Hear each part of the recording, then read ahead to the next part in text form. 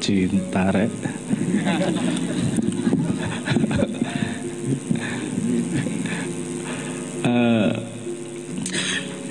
Lagi-lagi balik ke bahasa ya. Kemudian kalau kita ngomong cinta, di Jawa ada macam-macam cinta. Ada seh, ada apa tresno, ada di Jawa kuno isono macam-macam meneh.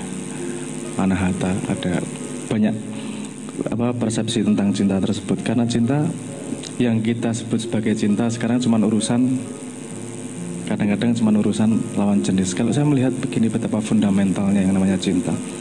Kalau ada kalimat bahwa karena cintanya Allah kepada Nur Muhammad maka diciptakan jagat raya, berarti cinta sangat fundamental terhadap adanya jagat ini. Jadi saya melihatnya sederhananya begini. Kalau ini abstraksi berbicara ya. Kalau benda untuk bisa berada membutuhkan ruang, paham maksudnya ya?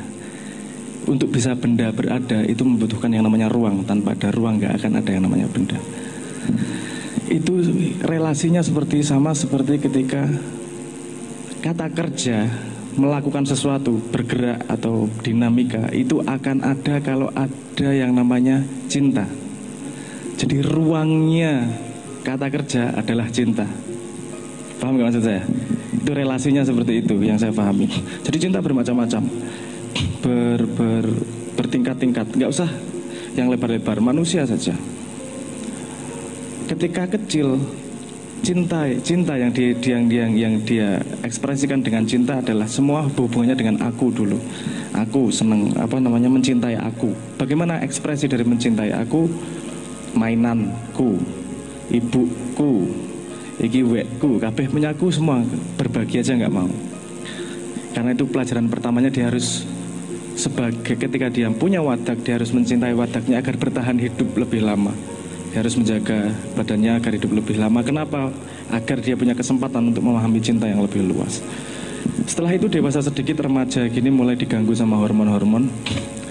Bukan diganggu, dikasih iklan sama hormon-hormon. Cintanya seolah-olah berkembang. Aku cinta padamu dek. Telek. Sorry ngomong. Itu bukan kata yang buruk itu. Masa ngomong pupuk kompos. Enak ya. Karena gini kadang-kadang, aku cinta padamu, ketika ditolak cintanya langsung hilang. Jadi benci. Kamu masih cinta sama dirimu sendiri kok. Cuman sekarang objeknya adalah orang lain. Mencoba mengekspresikan cintamu pada dirimu sendiri cuman lewat orang lain. Sehingga cinta itu kemudian banyak syaratnya. Kamu mau tak terusin cintanya, kamu gak mau tak ganti, tak pindah cintanya. Kan gitu. Nanti berkembang dewasa lagi, punya anak. Anda kemudian merasakan cinta itu sudah tanpa syarat kalau sama anak. Anda dikencingin mukanya sama anak, nggak langsung diputus jadi anak. Coba Anda dikencingin sama pacar Anda sekarang, apa malah seneng, loro begini. Jadi kan beda, paham maksud saya? Ini jadi kemudian cinta tanpa syarat, cinta kepada benar-benar kepada makhluk lain. Cinta ini kalau lihat arahnya cintanya semakin lebar mengembang. Tadinya cinta yang dia bedakan adalah aku dan kamu, kemudian aku mencintaimu, padahal masih mencintai diri sendiri, cuman ekspresinya lewat orang lain. Kemudian cintanya tambah dewasa. Ini yang didorong oleh pertumbuhan kedewasaan manusia. Jadi ini yang maksudnya dipaksa oleh Tuhan untuk faham. Jadi sama anak, terus kemudian kamu cinta sama anak. Tidak ada orang tua yang tidak cinta total sama anak, bahkan hewan sekalipun. Terus benar tambah dewasa lagi. Ini nanti kalau udah mulai berumur, dia coba cari yang sudah berkeluarga. Pasti dia mencari kumpulan yang lain. Entah sama-sama kumpulan ngaji, entah kumpulan gaple, entah kumpulan pecinta PS. Apa namanya PS? PSIM, PSIS, PSK, gundulmu PSK, PSIS. Jadi aktif di RT, kumpulan RT. Jadi mencari komunitasnya agar mereka bisa mengekspresikan cinta bersama-sama. Jadi akarnya itu cinta semua itu. Jadi cinta berkembang, cinta punya banyak tahap. Dan perkembangan cinta itu juga meningkatkan kesadaran tentang aku. Kamu cinta nggak sama tanganmu? Kamu pernah mikir gitu? Aku cinta banget ya sama tanganku. Nek sing jomblo-jomblo mungkin gitu ya. Tapi kalau yang nggak jomblo nggak biasanya. Rasa mikir aneh-aneh gue. Apa kaki menuju tangan lah kaki. Nek tangan gue mikirnya sabun gue. Apa kaki? Orang keceplosan sengaja. Kalau sing guyu berarti paham gue. Apa namanya? Misalnya kamu pernah mengikrarkan aku cinta sama kakiku gitu nggak? Nggak pernah. Kenapa? Karena kamu sudah tahu persis bahwa kakimu adalah kamu. Kamu cintai tanpa syarat. Nggak usah pakai apa namanya? Nggak usah pakai iming-iming apa pasti kamu bela kakimu. Kalau sakit kamu sembuhkan. Kalau pegel kamu pijatkan. Kalau ibumu tiba-tiba jatuh di kamar mandi, kamu menolong pakai alasan nggak? Ini agar aku masuk surga, ini agar Tuhan nurano, nggak ada pikiran toh, langsung otomatis nolong. Kenapa? Karena kamu aku sebagai potongan dari hidup yang diciptakan Tuhan, akunya sudah melebar sampai pada apa namanya, ibumu. Jadi kamu menolong ibumu bukan seperti menolong orang lain, kamu seperti menolong dirimu sendiri. Ini kalau manusia di muka bumi sudah akunya semuka bumi, nggak perlu yang namanya toleransi, nggak perlu yang namanya menghormati orang lain, nggak perlu pelajaran seperti itu, nggak perlu. Kenapa? Karena kamu otomatis akan melakukan. Karena itu adalah aku. Paham maksud saya? Misalnya gini, kamu ada cewek diketak palanya, kamu ngerasa sakit nggak? Orang kenal kok, loro po. Kalau nggak kenal mungkin kamu nggak ngapa-ngapain. Kalau itu pacarmu diketak orang lain, langsung cincin katok, cincin kelambi nggak golok. Karena kamu merasakan sakitnya. Umat Islam seharusnya merasakan itu. Kalau satu yang sakit, yang lain juga merasa sakit. Kenapa? Karena itu satu badan, ini aku semuanya. Dan seharusnya tidak berhenti di situ. Kenapa? Karena bedanya manusia dengan hewan. Wadahnya sama-sama butuh makan, sama-sama butuh tidur, sama-sama butuh berkembang biak. Bedanya hanya dua. Bedanya hanya, hanyalah. Ada satu perbedaan yang perlu diperhatikan. Naluri dari hewan adalah memberi batas. Iki areaku, jangan ngelewatin. Anda pernah lihat kan kucing kencing di mana, anjing kencing di mana untuk membatasi ini daerahku. Dia memberi batas. Manusia arahnya adalah mengembangkan diri. Dia pengen tidak ada batasnya. Kalau sudah paham, pengen dikembangkan, lebih paham. Kalau sudah cinta, pengen dikembangkan, lebih cinta lagi, dan seterusnya. Kadang-kadang perkembangan itu arahnya paralel, bukan seri. Jadi kalau sudah cinta A, iki wis tekan sudah segini gedenya, pengen mengembangkan cinta, yuk tambahlah, gitu loh bayangannya. Kan bisa sebenarnya intensifikasi kepada makhluk yang kamu sayangi itu, karena cinta terus berkembang, cinta terus melebar. Tidak hanya kepada pasangan, tapi kalau kamu ngelihat,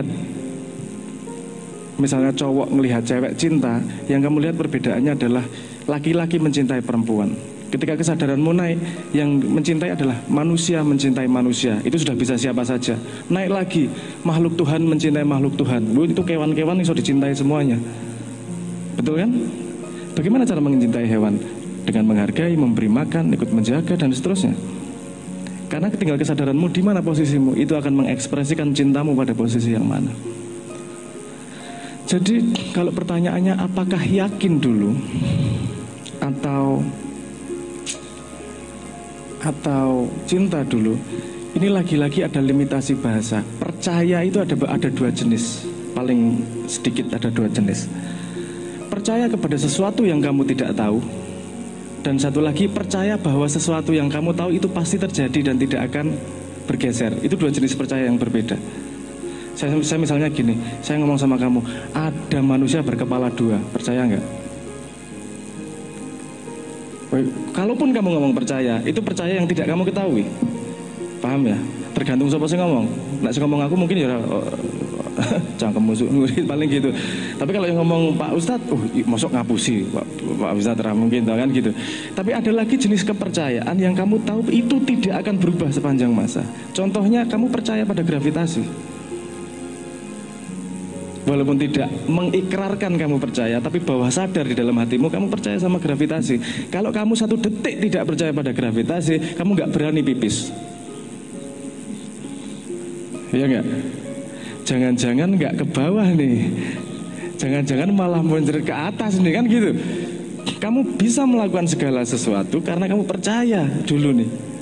Nah, kalau yang tadi itu percaya apa? Yakin dulu atau cinta dulu? Saya percaya bahwa itu yakin dulu tapi bukan pada yakin kepada apa yang belum terjadi, tapi yakin kepada sesuatu yang kamu sudah mengalami dan mengetahui.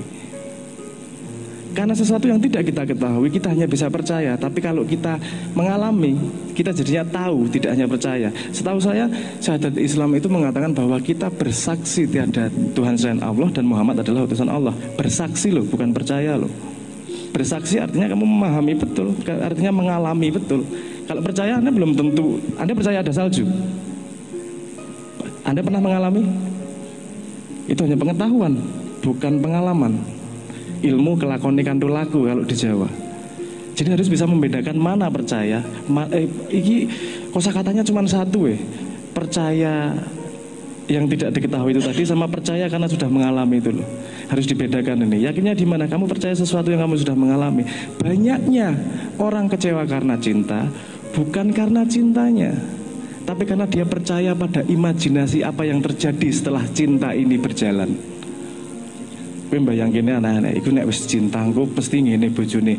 Apa karena pacaran Anda belum ngerasain kentutnya juga bau. Nanti Anda kecewa kalau udah kawin. Ternyata ya mambu entute. Ini tidak seperti yang cintaku bayangkan. Bisa kecewa Anda terhadap hal-hal yang tidak Anda ketahui sebelumnya. Anda percaya pada imajinasi, bukan percaya pada realitas yang sudah pernah Anda alami. Paham maksud saya? Paham maksud saya? Ini aku sebenarnya pakai menjelaskan pakai konstelasi pakai kosmos science ora enak. Mending ngomongnya gini-gini aja. Tadi kuncinya begini, kalau dari sudut pandang yang saya pahami, kata-kata tidak cukup untuk memetakan beberapa jenis yang namanya percaya itu tadi. Kalau pertanyaan dasarnya apakah percaya dulu atau cinta, Anda tidak bisa keluar dari cinta. Anda pasti mengalami cinta sejak berada di dunia, karena dunia diciptakan oleh cinta. Cuman kesadaranmu terhadap cinta seberapa, dan pandanganmu terhadap cinta sebersih apa, itu aja. Jadi untuk level tertentu, kamu pasti kalau berjalan kan butuh kaki kanan, kaki kiri, kaki kanan, kaki kiri gitu ya. Jadi nggak bisa langsung cinta yang seperti itu. Makanya belajar dulu masih kecil cinta sama mainan, cinta sama berinteraksi dengan teman-teman, cinta sama game dan seterusnya itu. Kemudian dia memahami ada kausalitas di dunia nih, ada sebab akibat yang bisa saya yakini karena saya mengalami kebenarannya. Udah, setelah itu meningkat ke pacaran itu tadi. Pada pacaran, kamu lagi-lagi harus berdasarkan sesuatu yang sudah kamu alami tadi. Kalau keyakinannya pada situ, cinta tidak akan pernah mengecewakanmu. Karena yang mengecewakan bukan cinta, yang mengecewakan adalah harapan yang tidak kita kontrol sendiri. Yang mengecewakanmu adalah harapan-harapan imajinasi ketika kamu masuk kepada sesuatu. Di sini ada yang sudah lulus kuliah. Banyak teman-teman lulus kuliah kecewa karena membayangkan bahwa ketika lulus langsung dapat pekerjaan. Yang tidak mengalami kecewa adalah yang ketika dia kuliah untuk mendapatkan ilmu. Ketika lulus, sudah ilmu dia akan membawa kemana, dia tidak akan pernah kecewa dengan perjalanan itu. Tapi kalau dia sekolah pengen mendapatkan pekerjaan, ketika tidak mendapatkan pekerjaan, semua yang dia lakukan adalah mengecewakan. Jadi cintamu berdasarkan harapan terhadap sesuatu, atau cintamu mengharap gini nih, cangkemku mengblebet tinggi. Gini, yang mengecewakanmu. Kalau kamu cinta tadi itu kan, saya membayangkan pertanyaannya adalah cinta laki-laki sama perempuan. Coba dianalisis lagi cintamu. Cintamu hanyalah manifestasi dari harapanmu, atau cintamu adalah keinginanmu mengalami cinta yang sejati pada level itu. Kalau niatannya adalah mengalami cinta itu, tidak ada kekecewaan dalam hidup. Yang ada adalah ilmu Tuhan. Kenapa? Karena Tuhan tidak, seperti yang dikatakan Pak Ustadz tadi, kadang-kadang yang baik, yang kamu senangi belum tentu baik untukmu. Yang kamu tidak sukai kadang-kadang justru baik untukmu. Jadi ada salah satu, kita harus percaya pada perjalanan yang diberikan oleh Tuhan itu. Jadi kalaupun nanti putus di tengah jalan, yang kecewa boleh, tapi tidak kemudian menghujat pengalaman. Kemudian tidak menghujat cintanya, tidak menyalahkan cintanya. Jadi pertanyaan apakah cinta dulu atau yakin dulu, datang dari ketakutan untuk mengalami. Kalau kamu siap dengan pengalaman itu semua adalah menuju Tuhan. Cinta-cinta, yakin akan datang sendiri. Yakin cinta akan datang sendiri. Karena tidak ada manusia, tidak ada kehidupan pun di muka bumi ini yang tidak mengalami cinta. Bedanya cuma dia sadar atau terhadap cinta yang dia alami. Itu mungkin jawaban saya. Nek rada belibet dilanjutkan diskusi. Matur nuwun.